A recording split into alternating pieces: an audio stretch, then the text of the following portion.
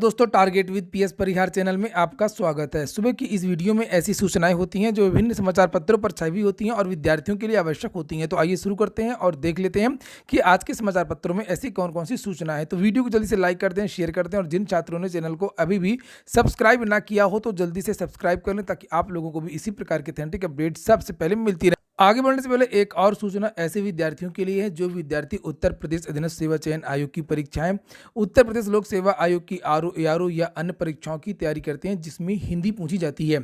सामान्य हिंदी की ये बेस्ट बुक है चक्षु प्रकाशन की, जिसे आप लोग ये देख सकते हैं। यहाँ पर सभी कापी किताबों की दुकानों में आपको ये पुस्तक मिल जाएगी चक्षु प्रकाशन की। और इस पुस्तक ग्रामर भी दिया हुआ है, जैसे जिसे आप लोग यहाँ पर देख सकते हैं। हिंदी भाषा, संज्ञा, सर्वनाम, विशेषण, ग्रामर के साथ साथ में इसमें हिंदी साहित्य के भी जो क्वेश्चन पूछे जाते हैं विभिन्न प्रतियोगी परीक्षाओं में वो भी दिया हुआ है और साथ में निबंध लेखन भी दिया हुआ है। और इसी पुस्तक में आपको शासकीय पत्र, अशासकीय पत्र इत्यादि भी पत्र लेखन के बारे में भी जानकारी दी गई है।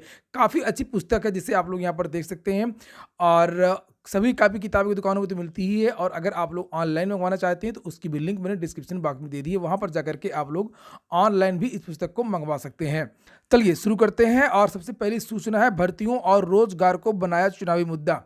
भर्तियों और रोजगार को चुनावी मुद्दा बनाया है केवल समाजवादी पार्टी की तरफ से। और समाजवादी पार्टी की जितनी भी रैलियां हो रही हैं सभी रैलियों में भर्तियों के बारे में घोषणाएं की जा रही हैं। देखिए लिखा हुआ है, सपा की सरकार बनी तो 11 लाख पदों पर निकालेंगी भर्ती। तो भर्तियां किस तरीके की आती हैं, क्या होता, वो एक अलग बात है। जैसे बहुत सारे विद्यार्थी लगातार कमेंट करते हैं कि समाजवादी पार्टी की सरकार आएगी तो भर्तियां बेच दी जाएंगी, एक वर्ग का ज़्यादा चयन होगा, शिक्षा मित्र को ही चयन होगा, वो एक अलग बात है। लेकिन सबसे बड़ा मुद्दा ये है कि जो रोजगार की बात है वो यहाँ पर की जा रही है। और यहाँ पर लिखा हुआ है कि ये देखिए लिखा है कि सपा की अगर सरकार बनती है तो प्रदेश में रिक्त 11 लाख पदों की भर्ती निकाली जाएगी और पुलिस की भर्ती निकाल करके युवाओं को रोजगार दिया जाएगा। वहीं पर आप लोगों को एक बात और बता दूं कि उत्तर प्रदेश की जो वर्तमान सरकार है उससे विद्यार्थी काफ़ी मायूस हैं, काफ़ी दुखी हैं। विद्यार्थी क्षुब्ध हैं कि मुख्यमंत्री की तरफ से कभी भी स्पष्ट रूप से भर्तियों के बारे में अलग अलग जानकारियाँ नहीं दी जाती हैं। ये कोई बात नहीं हुई है कि हम सभी रिक्त पदों को भरेंगे, लेकिन कितनी शिक्षक भर्ती लाएंगे कि नहीं लाएंगे, यूपी ट्रिपल एससी को आप सुधारेंगे या नहीं सुधारेंगे, उत्तर प्रदेश अधीनस्थ सेवा चयन आयोग के बारे में भी एक भी बयान उत्तर प्रदेश के मुख्यमंत्री की तरफ से नहीं दिया गया है। ऐसा नहीं है कि रोजगार की बारे में उनको जानकारी नहीं है। रोजगार के बारे में जो उत्तर प्रदेश में छात्र नाराज हैं इसकी जानकारी बीजेपी को है और बीजेपी इसके बारे में कोई भी घोषणा नहीं कर रही है। अगली जो सूचना है वो है, प्राथमिक में बीएड को बचाने के लिए भारत सरकार। चूंकि जो सुप्रीम कोर्ट में बीएसटीसी और बीएड मामले का जो केस चल रहा है उसके सारे के सारे अपडेट्स आपको इस चैनल के माध्यम से दिए जाते हैं।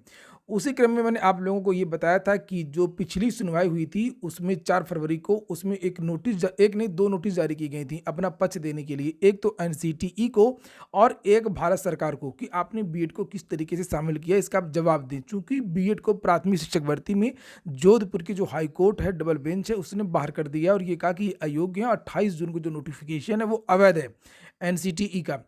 उसी क्रम में जो है अब जानकारी ये मिली है कि जो पिछली सुनवाई होने वाली थी लेकिन हो नहीं पाई थी, नंबर ही नहीं आ पाया था, 2:45 पर कोर्ट उठ गई थी और उसके बाद सुनवाई नहीं हुई थी। उसमें एनसीटीई ने तो अपना जवाब लगा दिया था, एसएलपी दाखिल कर दी थी। वॉल्यूम 1 वॉल्यूम 2 लगभग 500 पेज की फाइल है जिसे दाखिल किया था। लेकिन भारत सरकार ने, हमें भी जानकारी मिल गई है कि भारत सरकार ने भी अपनी फाइल जो है वो लगा दी है और गुरमीत सिंह के नाम से भारत सरकार भी आ गई है, 24 फरवरी को ही आ गई है। उसने भी अपना पक्ष जो है वो रख दिया है। अब इस केस की सुनवाई होनी है। जो भी इसकी सुनवाई होगी, जिस समय भी इसकी सुनवाई होगी उसकी अपडेट मैं आपको दूंगा।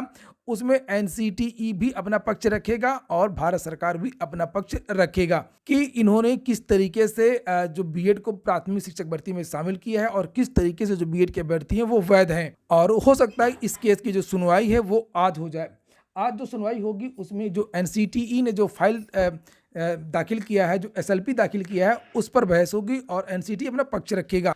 अगली जो सूचना है वो जेईई मेन का पहला चरण अप्रैल में और दूसरा मई में इंजीनियरिंग कॉलेजों में प्रवेश के लिए आयोजित होने वाली संयुक्त प्रवेश परीक्षा मुख्य जेईई मेन के पहले चरण का आयोजन अप्रैल में और दूसरे चरण का आयोजन मई में होगा। नेशनल टेस्टिंग एजेंसी के अधिकारियों ने मंगलवार को ये जानकारी दे दी है। अधिकारियों ने बताया कि परीक्षा के पहले चरण का आयोजन 16 से 21 अप्रैल तक होगा और दूसरे चरण का आयोजन 24 मई से लेकर के 29 मई तक होगा।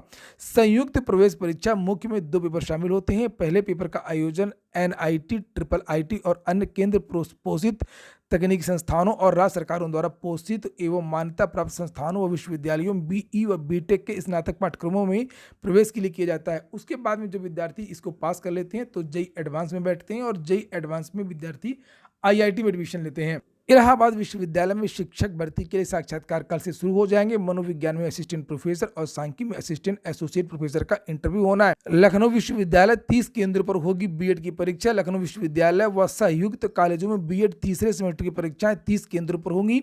यहाँ 62 कॉलेजों की परीक्षा आयोजित की जाएंगी। परीक्षा केंद्रों की विस्तृत सूची जारी कर दी गई है। प्रवेश पत्र भी वेबसाइट पर उपलब्ध करा दिए गए हैं। अगली सूचना है यूपीटीईटी की।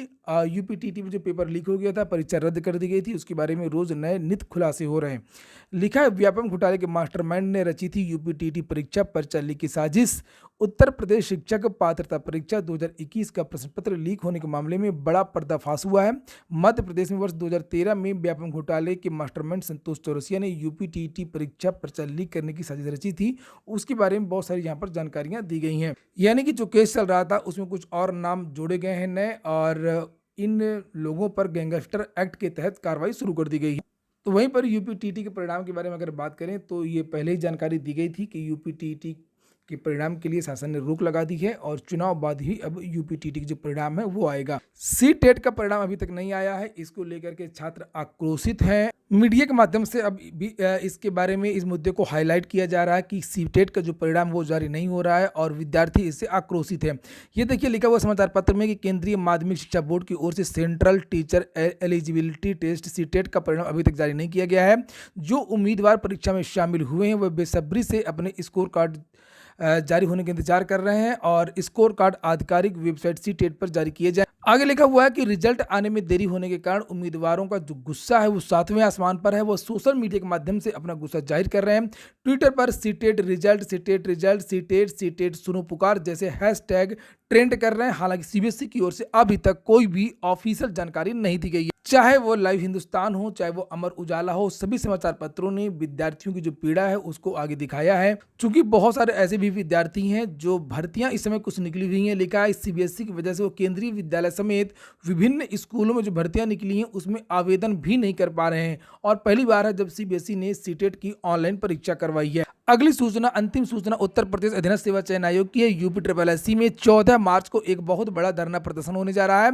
यहाँ पर इसके बारे में मैंने कल भी वीडियो बनाया था और उत्तर प्रदेश अधीनस्थ सेवा चयन आयोग की जो भर्तियों की लेट लतीफी है उसके लिए ये धरना प्रदर्शन हो रहा है। अगर आप लोग भी इस धरना प्रदर्शन में जाना चाहते हैं तो ये नीचे 2 कॉन्टैक्ट नंबर दिए हुए, इन विद्यार्थियों से आप लोग संपर्क कर सकते हैं और ये इन विद्यार्थियों का मांग पत्र है जिसे आप लोग देख सकते हैं कि उत्तर प्रदेश अधीनस्थ सेवा चयन आयोग के तहत 2016 से लेकर के अब तक विज्ञापित भर्तियों की प्रगति रिपोर्ट की समीक्षा, उत्तर प्रदेश अधीनस्थ सेवा चयन आयोग द्वारा भर्तियों में लेट लतीफी के कारण की समीक्षा, उन कमियों का संज्ञान लेकर के सुधार किया जाए और आयोग द्वारा वर्ष 2016 से अब तक विज्ञापित सभी लंबित भर्तियों को अविलंब पूरा किया जाए। उत्तर प्रदेश अधीनस्थ सेवा चयन आयोग में मॉडल एग्जाम कोड लागू किया जाए जिससे इस आयोग से विज्ञापित होने वाली प्रत्येक भर्ती 1 वर्ष के भीतर पूरी की जा सके। तो ये हो गया आज का वीडियो। पूरा वीडियो सुनने के लिए बहुत बहुत धन्यवाद।